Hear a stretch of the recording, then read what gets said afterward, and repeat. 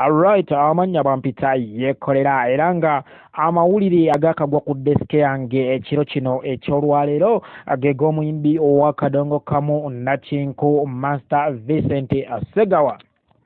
Bwenjogera ku Vicente Ssegawa abangi mumutegeera nga Sisiri akayimba akamuleeta mu kisaawe mu mwaka gwa 2024 era abangi mumujjukirira ddala bulungi bwe yalabikira ku programu abanoonya Kobukedde TV kakati nno omukulu ono asiramuse.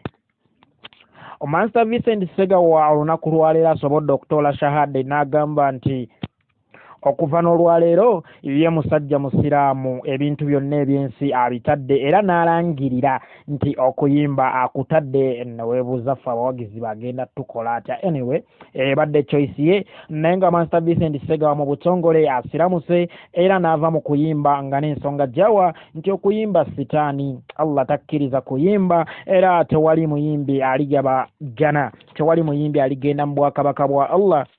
N'agamba akoye n'amalogo agali mu kuyimba, akoye amalogo agali mu kuyimba. Teweerabira nti ebiseera bingi ono azze agugulana nnyo ne bayimbi banne ku nsonga z'amalogo era nga yagugulanako ne mukulu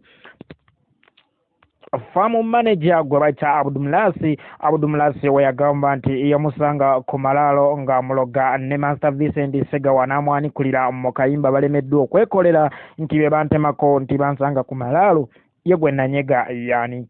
Omuntu omu era najja agugulanako ne muyimbi munne era yaliko mukama we mu kibiina kya Vision Production gwe bayita Matias Walukagga, wabula nga bano babadde batereeza enkolagana yaabwe kubanga emabegako yagamba nga walukaggondoga era n'oluyimba lwalwera n'agamba nti no lwali lulwe.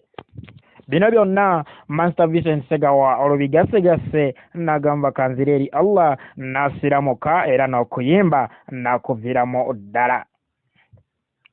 Enkya njagezaako okunoonya ku Master Vicente Ssegawa atunnyonnyole ensonga esingirawo ddala lwaki eyasiramuse nga sinze mbyeyogerera nga biva mu kamwa ke.